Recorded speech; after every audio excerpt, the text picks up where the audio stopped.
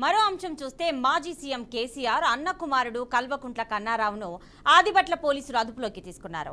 కన్నారావుతో పాటు మరో 38 మందిపై కేసు నమోదు చేశారు. అలాగే కన్నారావుకు ముందస్తు బెయిల్ ఇచ్చేందుకు హైకోర్టు నిరాకరించింది.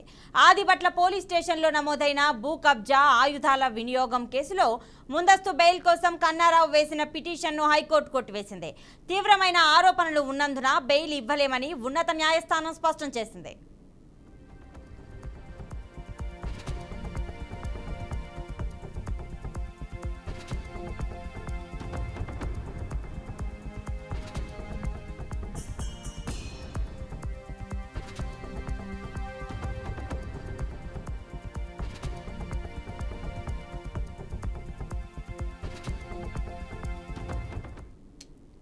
ఇక కన్నారావు బెయిల్ పిటిషన్ నిరాకరణకు సంబంధించిన పూర్తి డీటెయిల్స్ మా ప్రతినిధి క్రాంతి అందిస్తారు. క్రాంతి, డీటెయిల్స్ ఇవ్వండి.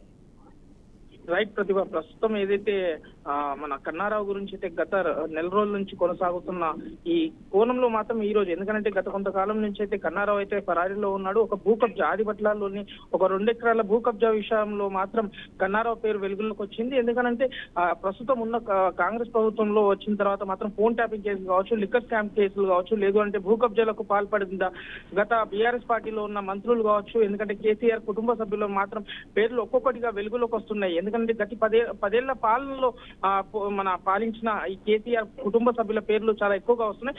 ఇదే అంశంలో మాత్రం ఆదిబట్లకు సంబంధించిన ఒక 2 ఎకరాల రియల్ ఎస్టేట్ కి సంబంధించిన దాదాపుగా 4 కోట్ల విలువైన రియల్ ఎస్టేట్ కి సంబంధించిన దాంట్లో మాత్రం కేసీఆర్ అన్న కొడుకు కన్నారావు మాత్రం దాంట్లో ఇన్వాల్వ్ అయ్యి వాళ్ళని బెదిరింపులకు పాల్పడ్డట్టుగా తెలుస్తుంది. అయితే అదే విషయంలో కూడా, ఎందుకంటే ఈ కేసు ఫైల్ అయిన తర్వాత కూడా కన్నారావు మాత్రం పరారీలో ఉన్నాడు, దాదాపుగా విదేశాలలో ఉన్నాడు. అయితే దాని పట్ల రాచకొండ కమిషనరేట్ మాత్రం ప్రతి లుకౌట్ నోటీసులు అయితే జారీ చేయడం జరిగింది.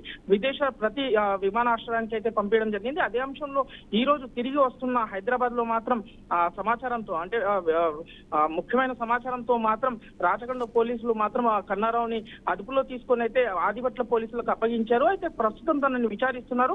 మరికొద్ది సేపట్లో మాత్రం అతన్ని కోర్టులో హాజరుపరిచి రిమాండ్ కు తరలిస్తున్నట్టుగా కొంత సమాచారం వస్తుంది.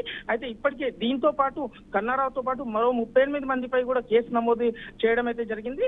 దీంట్లో చూసుకున్నట్లయితే 147, 148, 447, 427, 307, 436, 506 అయితే నమోదు చేశారు.